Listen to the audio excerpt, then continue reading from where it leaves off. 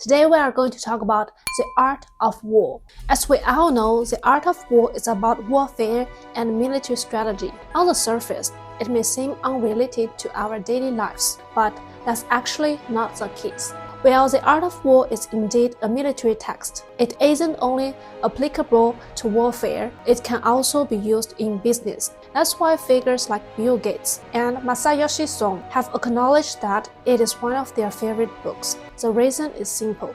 Business is like a battlefield. But even if you are not in business, that's okay. The art of war is also highly relevant to interpersonal relationships and the workplace. Whenever there's conflict, it's between people. So, a book that teaches you how to wage war is essentially teaching you how to navigate human relationships. First, let's introduce the author of The Art of War.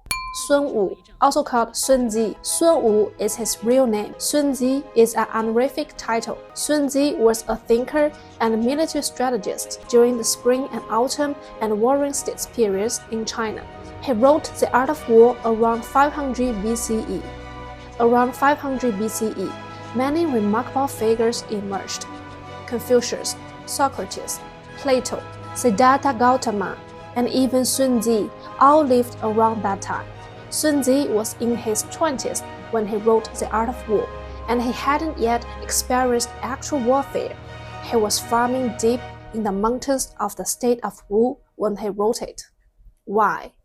Later generations speculate that he was likely someone who loved studying ancient military history and classical texts. He summarized the art of war by analyzing ancient war stories. He wasn't an undefeated war god who later reflected on his experiences. He was a farmer. At the age of 32, Sun Zi was introduced to the king of Wu.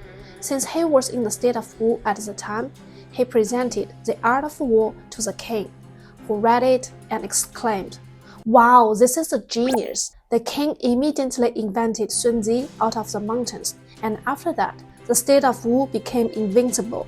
No one could defeat them, and the king grew arrogant. Once the king became arrogant, it was over. He stopped listening to Sun Wu, lost a battle, and was beheaded. After the king was killed, Sun Wu returned home and continued farming. Sun Zi's life ended there, but the art of war was passed down. Even now, 2,500 years later, no book has surpassed it. It's just that extraordinary. In fact, throughout these 2,500 years, whenever China went to war, people almost always consulted The Art of War.